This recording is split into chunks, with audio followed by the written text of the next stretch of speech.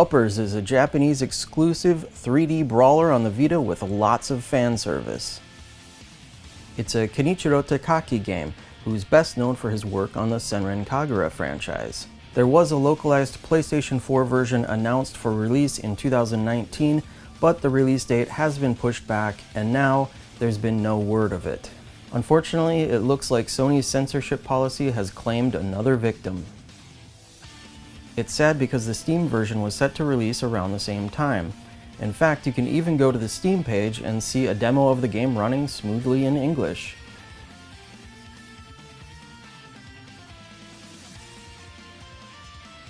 My hope is that development has moved to a new platform like the Switch or Xbox, and that the PC release is only being delayed for that new console release. But we'll just have to wait and see.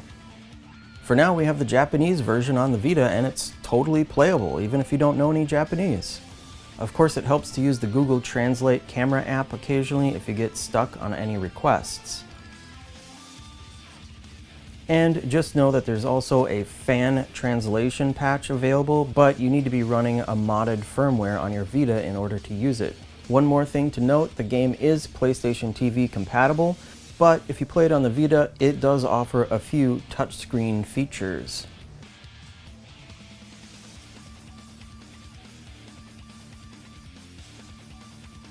And with that, let's finally get into the game.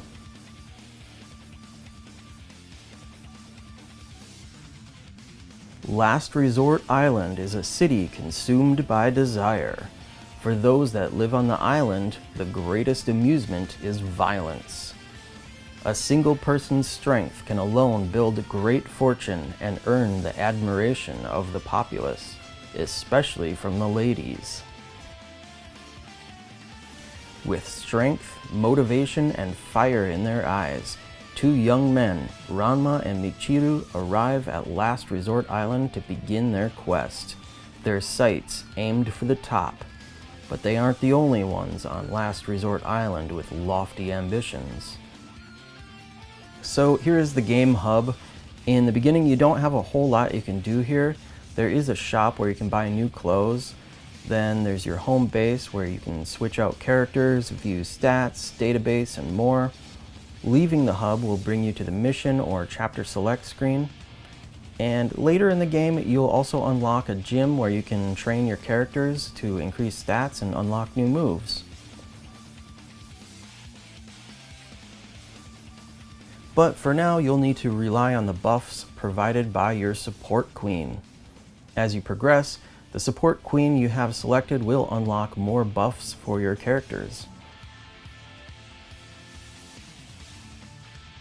Eventually, you'll unlock more support queens that you can choose from, but you'll need to earn the admiration from each of these lovely ladies in order to unlock their buffs. With each new buff they provide, you'll be rewarded with a special cutscene.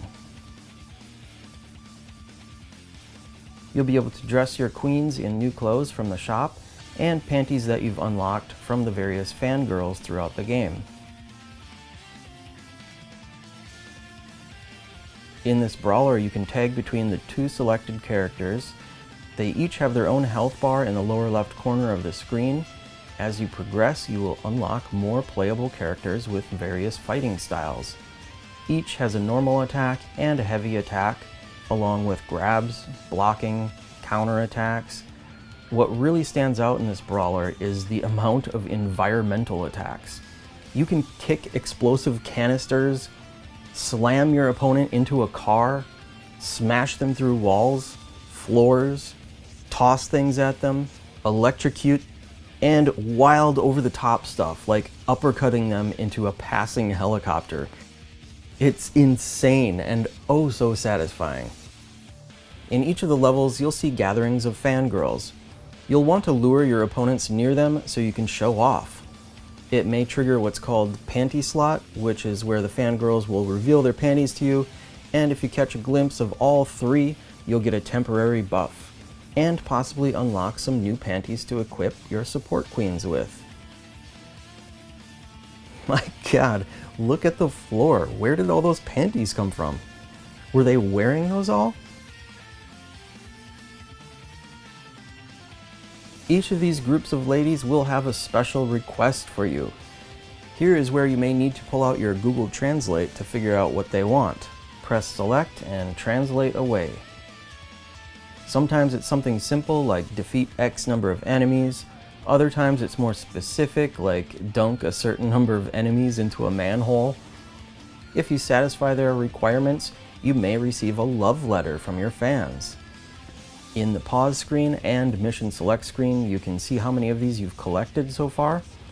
And don't worry, you can always come back and replay the missions to get the love letters that you've missed. As you impress your fans, your voltage meter will charge up and you'll be able to press down on the D-pad to unleash some serious power. In this overcharged state, you may occasionally be prompted to press a button to perform a devastating upper rush combo.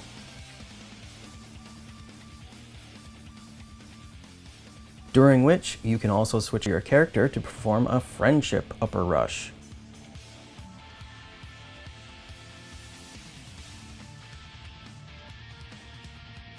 Now, sometimes during missions you may get knocked down, but that's what your support queen is there for.